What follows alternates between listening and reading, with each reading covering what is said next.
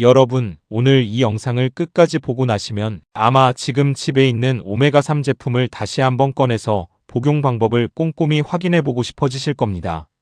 오늘 저는 많은 분들이 건강에 좋다고 믿으며 매일 열심히 챙겨 드시는 오메가3에 대해 아무도 제대로 알려주지 않았던 충격적인 진실을 낱낱이 공개해 드리려 합니다.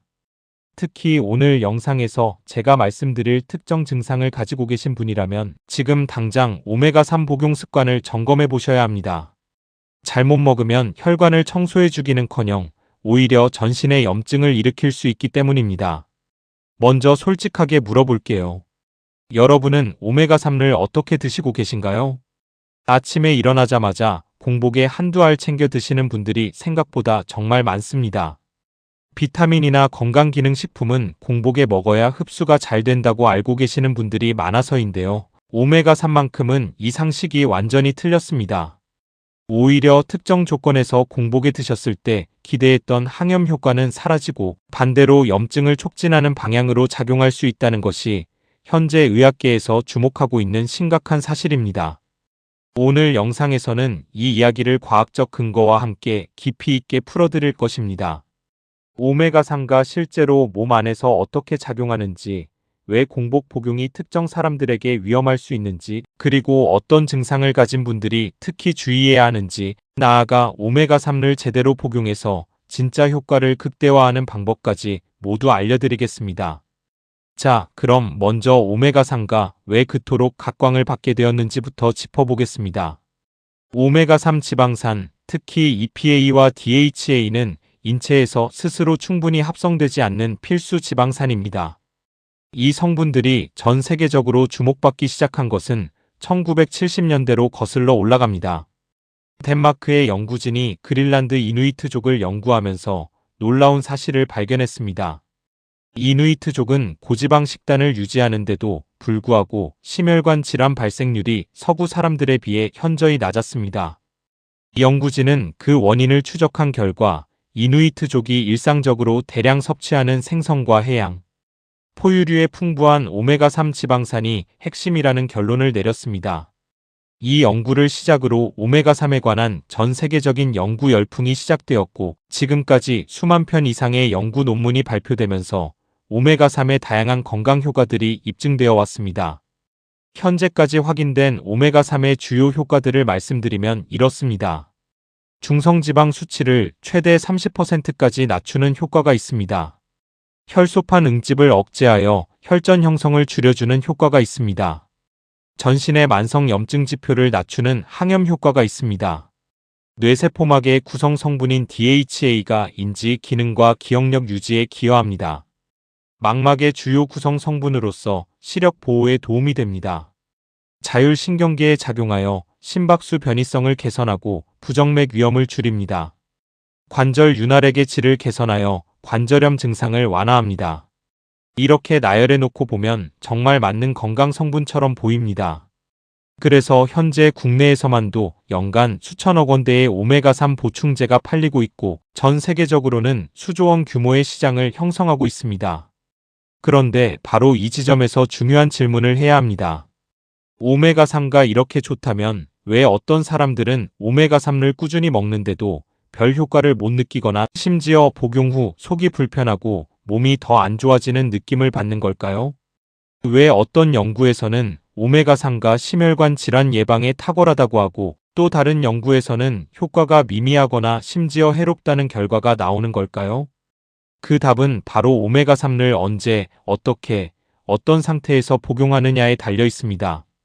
그리고 이 중에서 가장 많은 분들이 간과하고 있는 것이 바로 공복 복용의 문제, 그리고 특정 신체 상태에서의 복용 문제입니다. 오메가3가 공복에 흡수될 때 어떤 일이 일어나는지를 이해하려면 먼저 지방의 소화와 흡수 과정을 알아야 합니다. 오메가3는 지용성 물질입니다. 물에 녹지 않고 지방에 녹는 성질을 가지고 있죠. 지용성 물질이 소장에서 흡수되려면 반드시 담즙이 필요합니다. 담즙은 간에서 만들어지고 담낭에 저장되어 있다가 음식물이 위장을 거쳐 소장으로 들어올 때 신호를 받고 소장으로 분비됩니다. 이 담즙이 지방을 작은 입자로 유화시켜야 지방분해 효소인 리파아제가 작용할 수 있고, 그래야 지방산이 소장벽을 통해 흡수될 수 있습니다. 쉽게 말씀드리면 담즙은 지방 흡수를 위한 필수적인 준비 작업을 하는 물질입니다. 그런데 공복 상태에서는 어떨까요? 공복에는 음식이 위장에 들어와 있지 않으니까 담낭은 담즙을 분비할 신호를 받지 못합니다. 따라서 공복에 오메가3를 삼키면 담즙 분비가 충분히 이루어지지 않은 상태에서 지방산이 소장에 들어오게 됩니다. 담즙이 없으면 지방의 유화가 제대로 이루어지지 않고 리파아제의 접근도 어려워집니다. 그 결과로 오메가3의 흡수율이 크게 떨어집니다. 실제로 연구들에 따르면 오메가3를 식사 중 또는 식사 직후에 복용했을 때와 공복에 복용했을 때를 비교하면 식사 시 복용이 공복 복용에 비해 혈중 EPA 농도를 약 3배, DHA 농도를 약 2.5배 더 높이는 것으로 나타났습니다. 같은 양을 먹어도 언제 먹느냐에 따라 체내 흡수 효율이 3배나 차이가 난다는 것입니다. 돈을 내고 건강기능식품을 사서 먹으면서 흡수가 3분의 1밖에 안 된다면 그것만으로도 이미 큰 문제입니다. 그런데 문제는 단순히 흡수율이 떨어지는 것에 그치지 않습니다. 공복에 오메가3를 복용했을 때 흡수율이 떨어지는 것 외에 발생하는 또 다른 문제들이 있습니다. 그리고 이 문제들이 특정 증상을 가진 분들에게 특히 심각하게 작용합니다. 이제 그 핵심 이야기를 시작하겠습니다. 공복에 오메가3를 복용하면 위산과 직접 접촉하는 시간이 길어집니다. 오메가3는 불포화 지방산이기 때문에 산화에 취약합니다. 특히 고온이나 강산과 접촉하면 빠르게 산화됩니다. 공복 상태의 위장은 pH가 1.5에서 2.0 정도로 매우 강한 산성 환경입니다. 이 강산 환경에 오메가3가 장시간 노출되면 오메가3 지방산의 산화가 촉진됩니다. 산화된 지방산, 즉 과산화지질은 항염물질이 아닙니다. 정반대로 강력한 친염증 물질입니다. 과산화지질은 활성산소종을 대량으로 생성하고 이것이 세포막을 손상시키며 혈관 내피세포의 염증 반응을 촉발합니다. 다시 말씀드리면 건강을 위해 드시는 오메가3가 공복의 강산 환경에서 산화되어 과산화지질로 변하면 그 물질이 오히려 혈관 염증을 일으키는 주범이 될 수 있다는 것입니다. 이것이 바로 오늘 영상 제목에서 말씀드린 공복에 먹으면 전신에 염증이 생긴다는 표현의 과학적 근거입니다. 이 문제가 특히 심각해지는 특정 증상들이 있습니다. 지금부터 공개하는 이 증상들에 해당하시는 분들은 오메가3 복용 방법을 반드시 바꾸셔야 합니다. 첫 번째 증상은 역류성 식도염입니다. 역류성 식도염이 있는 분들은 위산이 역류하는 경향이 있어서 이미 식도 점막이 자주 자극받는 상태에 있습니다. 이런 분들이 공복에 오메가3를 복용하면 위산 환경에서 산화된 지방산이 담즙산과 함께 식도로 역류하면서 식도 점막에 심각한 자극을 줄 수 있습니다. 오메가3 복용 후 명치쓰림, 식도, 자결감, 신트림이 심해지는 분들이 있다면 이것이 이유일 가능성이 높습니다. 실제로 역류성 식도염 환자들을 대상으로 한 연구에서 공복 오메가3 복용 그룹의 63%가 증상 악화를 보고한 반면 식사 중 복용 그룹에서는 증상 악화가 12%에 불과했습니다. 두 번째 증상은 위염 또는 위궤양입니다. 위염이나 위궤양이 있으신 분들은 위 점막이 이미 손상되어 있거나 염증 상태에 있습니다. 이 상태에서 공복에 오메가3를 복용하면 산화 과정에서 생성된 알데하이드 계열의 독성 부산물이 손상된 위 점막에 직접 접촉하면서 염증 반응을 더욱 악화시킬 수 있습니다. 헬리코박터 파일로리 감염이 있는 분들의 경우에는 상황이 더 복잡합니다. 헬리코박터 파일로리가 만들어내는 독소가 오메가3의 산화를 더욱 촉진할 수 있기 때문입니다. 세 번째 증상은 담낭 질환, 특히 담석증 또는 담낭 절제술 후 상태입니다. 담낭이 없거나 기능이 저하되어 있으면 오메가3를 포함한 지방의 소화와 흡수 자체가 근본적으로 달라집니다. 담낭 절제술 후에는 담즙이 담낭에 저장되지 않고 간에서 소장으로 지속적으로 소량씩 흘러 들어갑니다. 이 경우 고용량의 오메가3가 한꺼번에 소장으로 들어오면 담즙의 유화 능력이 따라가지 못해 지방산이 불완전하게 소화된 상태로 장내에 남게 됩니다. 불완전 소화된 지방산은 장내 세균에 의해 발효되면서 단세 지방산과 함께 염증성 사이토카인을 생성하는 조건을 만들 수 있습니다. 담낭 절제술 후 지방을 먹으면 설사를 하는 분들이 많은데 오메가3도 예외가 아닙니다. 이 경우에는 오메가3의 용량을 줄이고 식사 중 복용 원칙을 더욱 철저히 지켜야 합니다. 네 번째 증상은 산화 스트레스가 높은 상태입니다. 이것은 증상이라기보다는 특정 생활 습관이나 상태를 가리킵니다. 흡연을 하시는 분들, 매일 음주를 하시는 분들, 극심한 스트레스 상황에 지속적으로 노출된 분들, 격렬한 운동을 매일 하시는 분들의 경우에는 이미 체내 산화 스트레스 수준이 높습니다. 이 상태에서 공복에 오메가3를 복용하면 이미 높아진 산화 스트레스가 오메가3의 산화를 더욱 빠르게 촉진합니다. 담배를 피우면서 공복에 오메가3를 먹는 것은 몸 안에서 항염 물질과 친염 물질을 동시에 만들어내는 자기 모순적인 행동이 될 수 있습니다. 다섯 번째 증상은 간 기능 저하입니다. 만성 간염, 지방간, 간경변 등 간 기능이 저하된 분들은 담즙 생성 능력 자체가 떨어져 있습니다. 이 경우 식사 중에 오메가3를 복용해도 담즙 분비가 충분하지 않을 수 있습니다. 더 심각한 문제는 간에서 오메가3의 베타 산화, 즉 에너지로의 전환과 대사가 이루어지는데 간 기능이 저하되면 이 대사 과정이 원활하게 진행되지 않아 중간 산물이 쌓이면서 간에 추가적인 부담을 줄 수 있습니다. 지방간이 있는 분들 중에 오메가3를 먹으면 오히려 간 수치가 올라가는 경험을 하시는 분들이 간혹 있는데 이것이 그 이유일 수 있습니다. 여섯 번째 증상이자 가장 많은 분들이 해당될 수 있는 것은 바로 항산화 영양소 결핍 상태입니다. 비타민 E, 비타민 C, 코엔자임 Q10, 셀레늄, 아연 등의 항산화 영양소가 부족한 분들은 오메가3의 산화를 막아주는 방어 시스템이 약해져 있습니다. 오메가3 지방산은 그 자체로 산화되기 쉬운 다가불포화 지방산입니다. 이 산화를 막아주는 것이 바로 비타민 E 같은 항산화 물질입니다. 그래서 품질 좋은 오메가3 보충제들은 제품 안에 비타민 E를 함께 넣어 산화를 억제하도록 설계되어 있습니다. 그런데 체내 항산화 시스템이 이미 고갈된 상태라면 오메가3가 몸 안으로 들어왔을 때 산화를 방어해줄 항산화 물질이 부족하기 때문에 더 쉽게 과산화 지질로 변환됩니다. 이제 오메가3 산화의 과학적 메커니즘을 좀 더 깊이 들여다보겠습니다. 이 부분이 오늘 영상에서 가장 핵심이 되는 내용이니 집중해서 들어주세요. 오메가3 지방산인 EPA와 DHA는 분자 구조상 탄소 이중 결합을 여러 개 가지고 있습니다. EPA는 5개, DHA는 6개의 탄소 이중 결합을 가지고 있습니다. 이 이중 결합이 바로 오메가3가 건강에 좋은 이유이면서 동시에 산화에 취약한 이유이기도 합니다. 이중 결합 부위는 화학적으로 반응성이 높기 때문에 산소, 열, 빛, 금속 이온과 쉽게 반응해서 산화 반응이 일어납니다. 오메가3의 산화는 3단계로 진행됩니다. 첫 번째는 개시 단계입니다.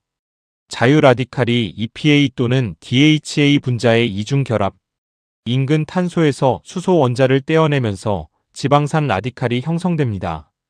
두 번째는 전파 단계입니다.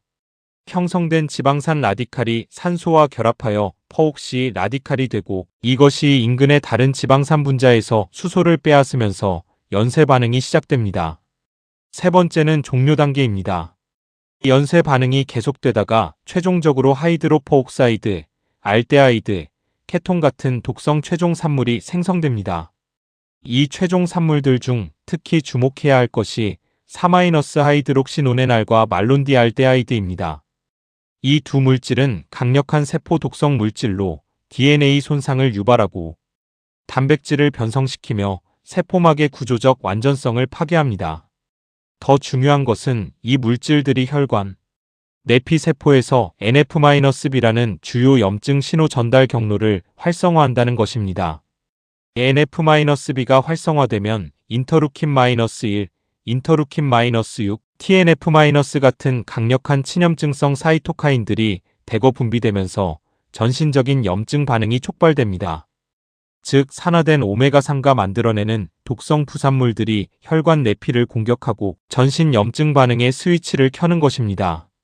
건강을 위해 먹는 오메가3가 제대로 관리되지 않으면 오히려 혈관 염증의 촉발제가 될 수 있다는 것이 바로 이 메커니즘입니다. 여기서 한 가지 더 중요한 사실이 있습니다. 오메가3의 산화는 몸 안에서만 일어나는 것이 아닙니다. 구입하기 전부터 또는 구입 후 보관하는 동안에도 이미 산화가 진행될 수 있습니다. 2021년 전 세계 여러 나라에서 판매 중인 오메가3 제품들을 무작위로 구매해서 산화 정도를 분석한 연구에서 조사된 제품의 약 68%가 국제 기준이 권장하는 산화 허용 수치를 초과하고 있었다는 충격적인 결과가 나왔습니다. 그리고 이 중 약 27%는 기준치의 2배를 넘는 산화 수준을 보였습니다. 소비자들이 건강을 위해 구입한 오메가3 제품 3개 중 2개는 이미 과도하게 산화된 상태였다는 것입니다. 산화된 오메가3는 어떻게 구별할 수 있을까요? 몇 가지 간단한 방법이 있습니다. 가장 쉬운 것은 냄새 확인입니다. 신선한 오메가3는 생선 비린내가 거의 없거나 아주 약합니다. 하지만 산화가 진행되면 강한 퀴퀴한 비린내, 쓴맛 또는 녹슨 쇠냄새가 납니다. 어유 계열 오메가3를 구입하셨다면 캡슐을 하나 잘라서 냄새를 맡아보세요. 불쾌한 냄새가 강하게 난다면 이미 산화가 상당히 진행된 제품입니다. 두 번째는 물에 담가보는 방법입니다. 신선한 오메가3 캡슐은 냉수에 담갔을 때 물에 가라앉거나 옆으로 떠 있습니다. 하지만 산화가 심하게 진행된 제품은 가스가 생성되어 캡슐 내부 압력이 높아지면서 새워서 뜨는 경우가 있습니다. 이제 어떤 오메가3를 선택해야 하는지에 대해서도 말씀드려야겠습니다. 시중에 판매되는 오메가3 제품들은 크게 3가지 형태로 나뉩니다. 트리글리세라이드 형태, 에틸 에스터 형태, 그리고 인지질 형태입니다. 트리글리세라이드 형태는 자연 생선에서 추출한 그대로의 형태로 흡수율이 높고 산화 안정성도 비교적 좋습니다. 에틸 에스터 형태는 오메가3를 농축하는 과정에서 글리세롤 대신 에탄올과 결합시킨 형태입니다. 이 형태는 산화에 더 취약하고 인체 내에서 흡수되기 위해서는 다시 트리글리세라이드 형태로 재변환되어야 하는 추가 과정이 필요합니다. 따라서 흡수율이 낮고 산화 위험성은 더 높습니다. 인지질 형태는 주로 크릴 오일에서 얻어지는 형태로 세포막의 주성분인 인지질과 결합되어 있어 흡수율이 가장 높고 혈액-뇌 장벽을 통과하여 뇌에 전달되는 비율도 가장 높습니다. 단, 갑각류 알레르기가 있는 분들은 크릴 오일을 피해야 합니다. 소비자 입장에서 가장 현명한 선택은 제트리글리세라이드 형태라고 표시된 제품 또는 크릴 오일 기반 제품 중 품질 인증을 받은 제품을 고르는 것입니다. 그리고 반드시 비타민 E 또는 혼합 토코페롤이 첨가된 제품을 선택해야 산화 방지에 유리합니다. 제품 선택 시 TOTOX 수치, 즉 총 산화 지표를 확인하는 것도 중요한데 이 수치가 낮을수록 산화가 덜 진행된 신선한 제품입니다. TOTOX 26 이하가 국제 권장 기준이며 10 이하 제품이 고품질입니다. 그렇다면 오메가3를 올바르게 복용하는 방법은 무엇일까요? 지금부터 과학적으로 검증된 오메가3 복용 최적화 전략을 상세히 알려드리겠습니다. 가장 먼저 그리고 가장 중요한 원칙은 반드시 식사 중 또는 식사 직후에 복용하는 것입니다. 이미 말씀드린 것처럼 식사 시 복용은 담즙 분비를 최대화하여 오메가3의 흡수율을 극적으로 높여주고 동시에 위산에 의한 산화 노출 시간을 최소화합니다. 어떤 식사와 함께 복용하는 것이 가장 좋냐면 지방이 어느 정도 포함된 식사와 함께 드시는 것이 좋습니다. 기름기 전혀 없는 흰죽이나 흰밥만 먹으면서 오메가3를 먹는 것보다 기름으로 조리된 반찬이 있는 식사와 함께 드실 때 담즙 분비가 더 충분하게 이루어집니다. 아보카도 한 조각, 견과류 한 줌 또는 올리브 오일로 조리된 반찬과 함께 드시면 오메가3 흡수에 최적입니다. 두 번째로 중요한 것은 복용 용량을 적절하게 설정하는 것입니다. 오메가3는 더 많이 먹을수록 좋다는 생각이 있는데 이것은 위험한 오해입니다. 오메가3는 용량 의존적 효과와 용량 의존적 부작용이 모두 있습니다. 일반적인 건강 유지 목적이라면 하루 EPA와 DHA 합산 기준으로 1000mg에서 2000mg이 권장됩니다. 중성지방 수치 관리 목적이라면 하루 2000mg에서 4000mg이 사용되는데 이 용량부터는 반드시 의사의 지도하에 복용해야 합니다. 고용량 오메가3는 혈소판 응집 억제 효과가 강해지면서 출혈 시간이 길어질 수 있고 면역 반응을 과도하게 억제할 수도 있기 때문입니다. 오메가3를 하루에 한 번의 고용량으로 먹는 것보다 나누어서 복용하는 것이 더 효과적이고 안전합니다. 예를 들어 하루 총 2000mg을 복용하는 경우 아침 식사 시 1000mg, 저녁 식사 시 1000mg으로 나누어 드시는 것이 한 번에 2000mg을 드시는 것보다 흡수율도 높고 부작용 위험도 낮습니다. 세 번째로 중요한 것은 복용 타이밍입니다. 오메가3는 저녁 식사 시 복용이 아침 식사 시 복용보다 효과적이라는 연구 결과들이 있습니다. 그 이유는 중성지방 합성이 주로 밤 동안에 이루어지기 때문에 저녁에 오메가3를 복용하면 이 과정을 더 효과적으로 억제할 수 있기 때문입니다. 또한 수면 중에 세포 재생과 염증 조절이 활발하게 일어나는데 취침 전에 오메가3의 혈중 농도가 높으면 이 과정에 더 효과적으로 기여할 수 있습니다. 하지만 저녁에 드시는 것이 소화에 부담을 준다면 무리하게 저녁에만 드실 필요는 없습니다. 아침, 저녁 나누어 드시는 것이 현실적으로 가장 좋습니다.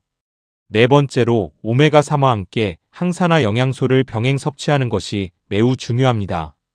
특히 비타민 E와 오메가3의 조합은 서로 시너지 효과를 냅니다. 비타민 E는 오메가3의 산화를 막아주고 오메가3는 세포막의 유동성을 높여 비타민 E의 작용을 더 효과적으로 만들어줍니다. 비타민 E의 하루 권장량은 성인 기준으로 15mg인데 오메가3를 고용량으로 복용하는 경우에는 더 많은 비타민 E가 필요할 수 있습니다. 비타민 C와의 병행도 도움이 됩니다.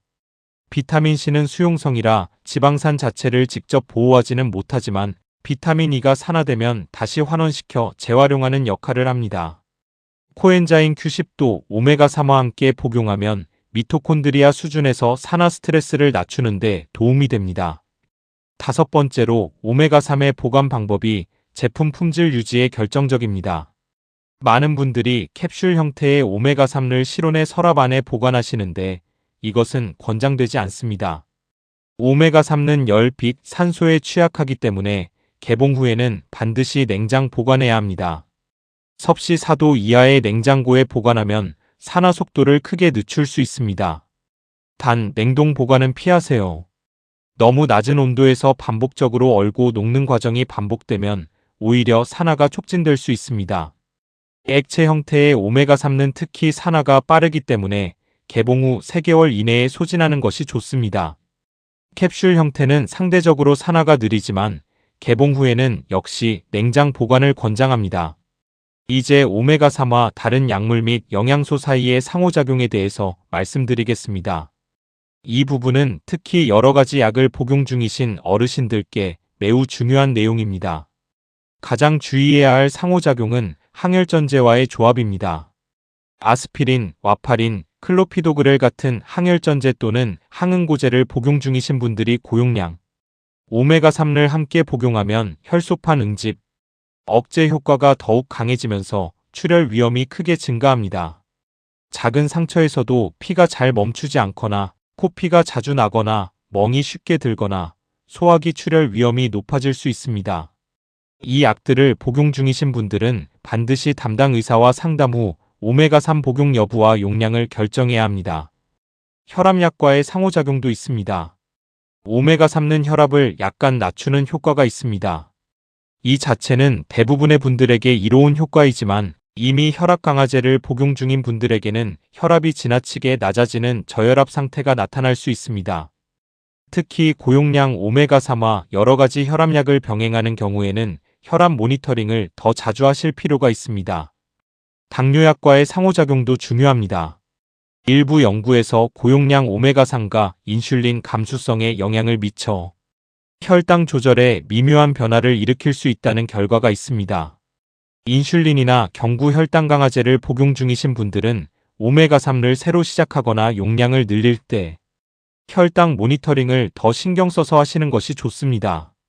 스타틴 계열 콜레스테롤 약과의 조합에 대해서도 말씀드려야 합니다.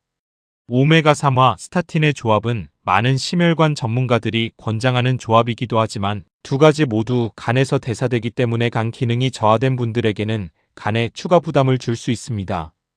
스타틴을 복용 중이신 분들은 정기적인 간 기능 검사를 통해 모니터링하는 것이 중요합니다. 비타민 D와의 조합은 실제로 매우 좋습니다. 오메가3와 비타민 D는 모두 지용성이어서 함께 복용 시 비타민 D의 흡수율이 높아집니다. 또한 두 성분 모두 항염 효과를 가지고 있어서 시너지 효과를 냅니다. 다만 비타민 D는 과용량 시 독성 문제가 있으므로 고용량 비타민 D 보충제와 오메가3를 동시에 복용하는 경우에는 혈중 비타민 D 농도를 정기적으로 확인하는 것이 좋습니다. 이제 오메가3가 진짜 효과를 발휘하는 조건에 대해 더 이야기해 보겠습니다.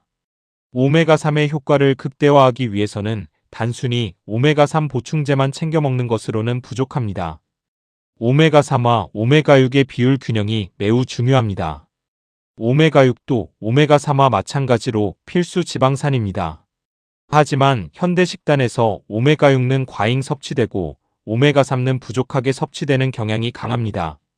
이상적인 오메가6 대 오메가3 비율은 4대1에서 2대1 정도가 권장됩니다. 그런데 서구화된 현대 식단에서는 이 비율이 15대1에서 20대1까지 오메가6 쪽으로 크게 치우쳐 있는 경우가 흔합니다. 이것이 왜 문제가 되냐면 오메가6과 오메가3는 같은 효소 시스템인 사이클로옥시게나제와 리폭시게나제를 경쟁적으로 사용하기 때문입니다. 오메가6과 이 효소를 점유하면 친염증성 아이코사노이드가 주로 만들어지고 오메가3과 이 효소를 점유하면 항염증성 아이코사노이드가 주로 만들어집니다. 즉 오메가6 섭취를 줄이지 않고 오메가3만 늘린다면 효소 경쟁에서 오메가6가 여전히 우세하여 오메가3의 항염 효과가 충분히 발휘되지 못할 수 있습니다. 오메가6가 많이 들어있는 식품으로는 대두유, 옥수수유, 해바라기 씨유 같은 일반적인 식물성 기름들이 있습니다. 패스트푸드, 가공식품, 스낵류에도 오메가6가 매우 풍부합니다. 반면 오메가3가 풍부한 식품으로는 고등어, 연어, 청어, 정어리 같은 등 푸른 생선, 아마씨, 치아씨드, 호두 등이 있습니다. 오메가3 보충제를 먹으면서 오메가6가 풍부한 튀김 음식을 매일 먹는다면 오메가3의 효과는 크게 제한될 수밖에 없습니다. 이제 오메가3에 대한 일반적인 오해들을 하나씩 바로잡아 드리겠습니다. 시중에는 오메가3에 관한 여러 가지 잘못된 정보들이 퍼져 있어서 이것을 믿고 잘못 복용하시는 분들이 많습니다. 첫 번째 오해는 오메가3는 많이 먹을수록 좋다는 것입니다. 이미 어느 정도 말씀드렸지만 오메가3도 지나치게 많이 먹으면 문제가 됩니다. 하루 3000mg 이상의 고용량을 장기간 복용하면 다음과 같은 문제들이 생길 수 있습니다. 면역 억제 효과가 과도해져 감염에 취약해질 수 있습니다. 혈소판 응집 억제가 지나쳐 출혈 경향이 증가합니다. 일부에서 LDL 콜레스테롤이 오히려 증가하는 역설적인 현상이 관찰되기도 합니다. 위장 불편감, 설사, 구역질 등의 소화기 증상이 나타날 수 있습니다. 고용량 에틸 에스터 형태의 오메가3는 간에 추가 부담을 줄 수 있습니다. 성인 기준으로 하루 3000mg을 초과하는 오메가3 섭취는 전문의 상담 없이 임의로 하지 않는 것이 안전합니다. 두 번째 오해는 생선을 많이 먹으면 오메가3 보충제가 필요 없다는 것입니다. 실제로는 식품으로 섭취하는 오메가3와 보충제로 섭취하는 오메가3는 그 목적과 효과가 조금 다를 수 있습니다. 식품을 통한 오메가3 섭취는 다른 영양소들과 함께 복합적으로 공급되기 때문에 생체 이용률과 안전성 면에서 이점이 있습니다. 하지만 치료적 목적으로 충분한 EPA와 DHA를 섭취하려면 매우 많은 양의 생선을 먹어야 합니다. 예를 들어 하루 2000mg의 EPA와 DHA를 식품으로만 섭취하려면 고등어를 매일 150g에서 200g씩 먹어야 합니다. 이것이 현실적으로 어렵기 때문에 보충제의 활용이 의미가 있습니다. 또한 생선의 경우 수은, 다이옥신, 폴리엄화비페닐 같은 환경 오염 물질 오염 문제가 있습니다. 특히 참치 같은 대형 어종은 먹이, 사슬 농축 효과로 인해 수은 함량이 높은 경우가 있습니다.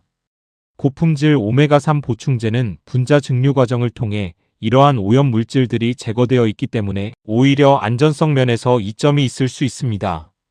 제품 선택 시 분자 증류 공정을 거쳤다는 표시가 있는 제품을 고르는 것이 중요한 이유가 바로 이것입니다. 세 번째 오해는 식물성 오메가3인 알파 리놀렌산이 EPA와 DHA로 충분히 전환된다는 것입니다. 아마씨, 치아씨드, 호두에는 알파 리놀렌산이라는 오메가3 지방산이 풍부하게 들어 있습니다. 많은 분들이 이것을 먹으면 EPA와 DHA가 충분히 공급된다고 생각합니다. 하지만 인체에서 알파 리놀렌산이 EPA로 전환되는 비율은 약 5%에서 10%에 불과하고 DHA로의 전환율은 그보다도 훨씬 낮은 약 0.5%에서 4%입니다. 즉, 아마씨나 호두를 열심히 먹어도 혈중 EPA와 DHA 농도를 충분히 높이기가 어렵습니다. 완전 채식주의자나 비건 식단을 유지하시는 분들은 해조류에서 추출한 EPA와 DHA를 직접 함유한 조류, 오메가3 제품을 선택하는 것이 훨씬 효과적입니다. 네 번째 오해는 오메가3는 모든 사람에게 즉각적인 효과가 있다는 것입니다. 오메가3의 효과는 단기간에 나타나는 것이 아닙니다. 세포막의 지방산 구성이 바뀌고 전신 염증 지표가 의미 있게 개선되려면 최소 8주에서 12주 이상의 꾸준한 복용이 필요합니다. 또한 현재 건강 상태, 식단, 다른 기저질환 유무에 따라 효과의 크기가 크게 다릅니다. 오메가3 복용을 시작하고 2주 만에 효과가 없다고 포기하는 것은 씨앗을 심고 열흘 만에 과일을 기대하는 것과 같습니다. 다섯 번째 오해는 오메가3는 임신 중에 많이 먹을수록 좋다는 것입니다. 임신 중 DHA의 충분한 섭취가 태아의 뇌와 망막 발달에 중요하다는 것은 사실입니다. 하지만 고용량 오메가3는 임신 후기에 출혈 위험을 높일 수 있고 분만 시 출혈 조절에 영향을 미칠 수 있습니다. 임산부의 경우 하루 DHA 200mg에서 300mg 정도가 권장되며 이 이상의 고용량 복용은 산부인과 전문의와 상담 후 결정해야 합니다. 이번에는 오메가3의 효과가 과학적으로 가장 강력하게 입증된 분야들을 자세히 살펴보겠습니다. 이 내용을 알면 자신에게 오메가3가 왜 필요한지 또는 필요하지 않은지를 더 명확하게 판단할 수 있게 됩니다. 첫 번째로 중성지방 감소 효과입니다. 이것은 오메가3의 효과 중 가장 강력하고 일관된 증거를 가진 분야입니다. 혈중 중성지방 수치가 높은 사람들에게 하루 EPA와 DHA 합산 4000mg을 12주간 복용시킨 결과 중성지방 수치가 평균 45% 감소했습니다. 이 효과는 너무 명확해서 일부 국가에서는 처방약 형태의 고용량 오메가3가 고중성 지방혈증 치료에 공식적으로 사용되고 있습니다. 오메가3가 중성지방을 낮추는 메커니즘은 크게 두 가지입니다. 간에서의 중성지방 합성을 억제하는 것과 지방 분해, 효소인 지단백 리파아제의 활성을 높여 혈중 중성지방의 분해를 촉진하는 것입니다. 두 번째로 심혈관 질환 예방 효과입니다. 오메가3의 심혈관 보호 효과는 여러 메커니즘을 통해 발휘됩니다. 항혈전 효과로 혈전 형성을 줄이고 항부정맥 효과로 심장 박동의 안정성을 높이며 혈관 내피 기능을 개선하고 죽상동맥경화 플라크의 불안정화를 막는 효과가 있습니다. 대규모 연구 결과에 따르면 이미 심혈관 질환이 있는 고위험 환자군에서 오메가3 보충이 심혈관 사건 발생을 약 25% 감소시켰습니다. 단, 심혈관 질환이 없는 일반 건강인에서의 예방 효과는 상대적으로 작을 수 있습니다. 세 번째로 염증성 질환에서의 효과입니다. 류마티스 관절염, 크론병, 건선, 다발성 경화증 같은 자가 면역 및 염증성 질환에서 오메가3의 보조 치료 효과에 관한 연구들이 축적되고 있습니다. 류마티스 관절염 환자에서 오메가3 보충이 아침 강직 시간을 평균 33% 감소시키고 관절 압통 지수를 유의미하게 낮춘다는 메타 분석 결과가 있습니다. 크론병 환자에서 오메가3 보충이 재발률을 낮추는데 도움이 된다는 연구도 있습니다.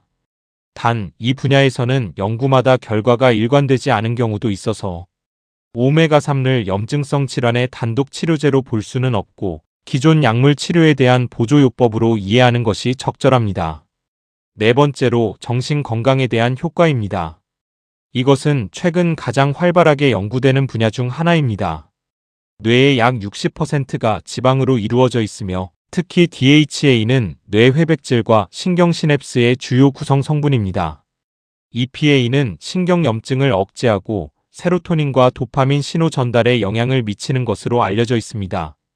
중등도 우울증 환자를 대상으로 EPA 1000mg을 12주간 보충한 임상 연구에서 EPA 그룹의 우울 증상 척도가 위약 그룹 대비 약 38% 더 많이 감소했습니다. 또한 오메가3 수치가 낮은 사람들에서 우울증, 불안장애, 주의력 결핍, 과잉행동장애의 발생률이 높다는 역학 연구 결과들도 있습니다.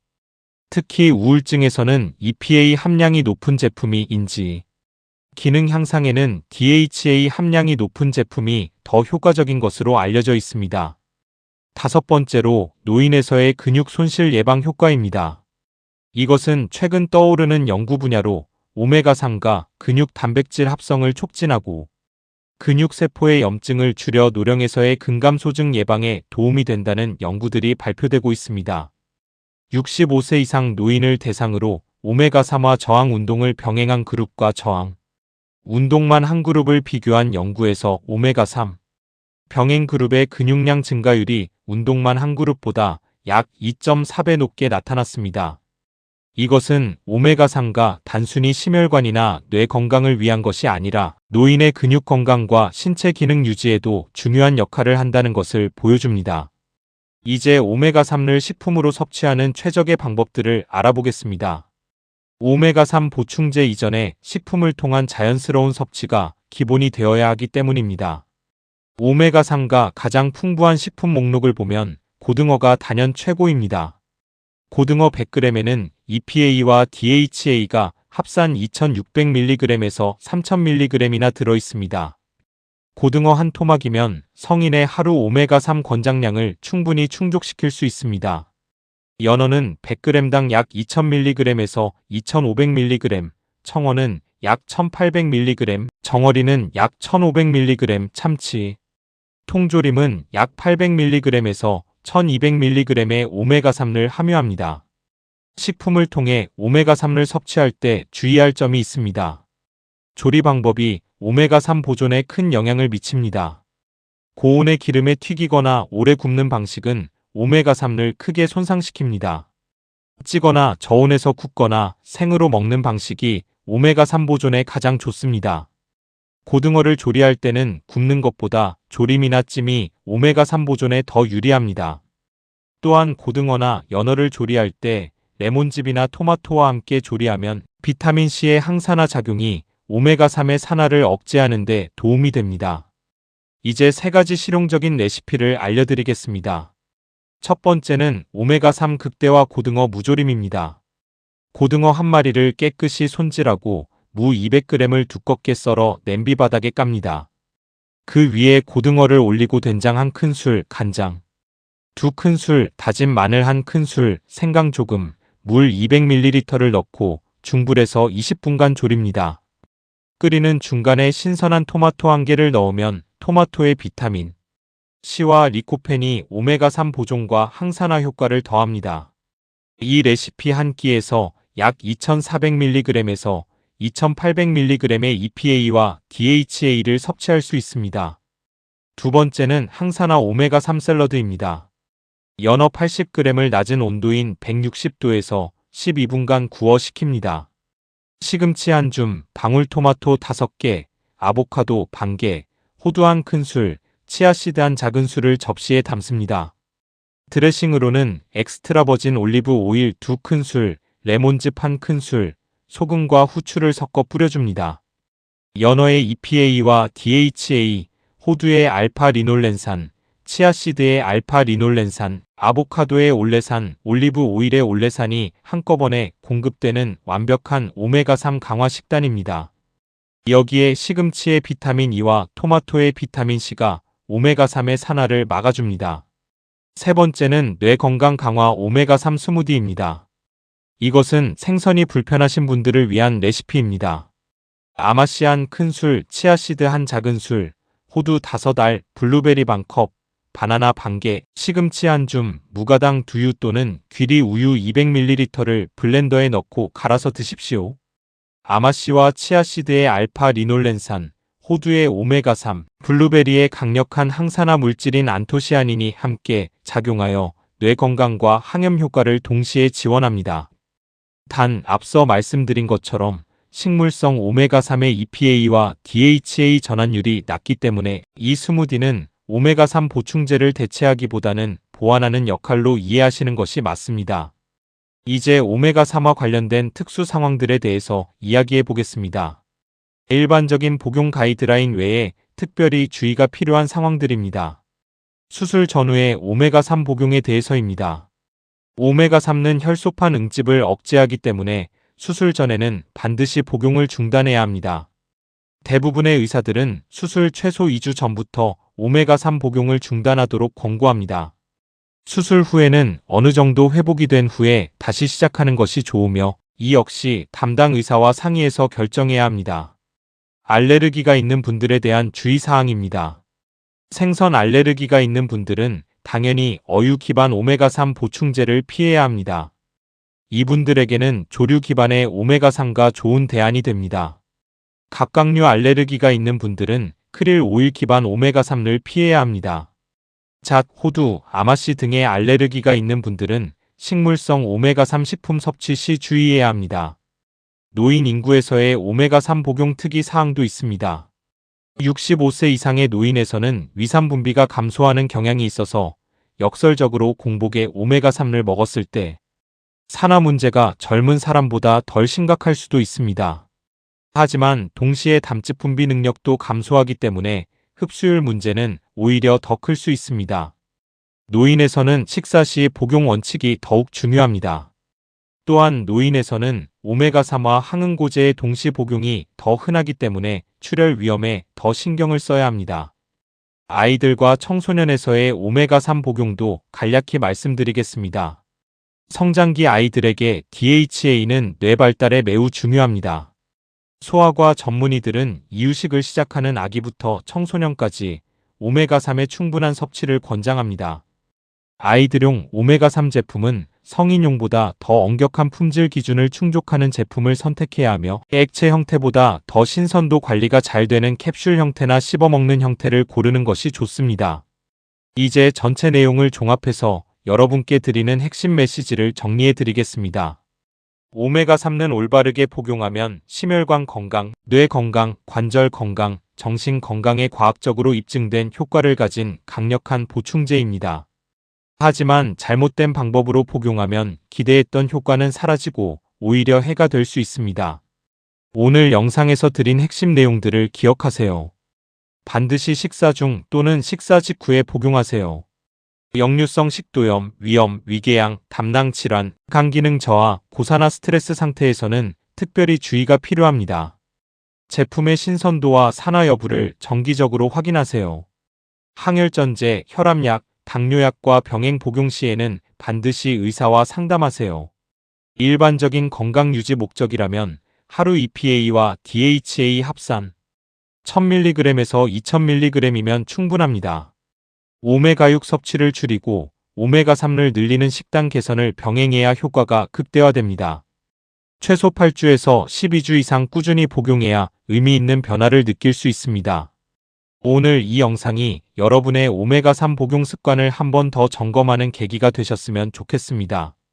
그리고 만약 오늘 말씀드린 증상 중 해당되는 것이 있으신 분들은 오늘 당장 복용 방법을 바꿔보세요.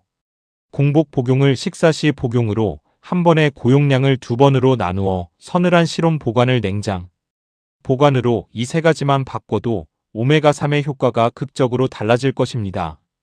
이 영상이 도움이 되셨다면 지금 바로 구독 버튼과 좋아요를 눌러주세요. 오메가3에 대한 오해를 풀어줄 이 중요한 정보를 주변에 오메가3를 드시는 가족과 친구들에게도 공유해주세요.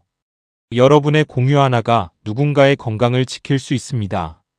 다음 영상에서는 아무도 제대로 말해주지 않는 비타민 D, 과잉 복용의 위험과 올바른 복용 전략에 대해 더 깊이 파헤쳐 보겠습니다.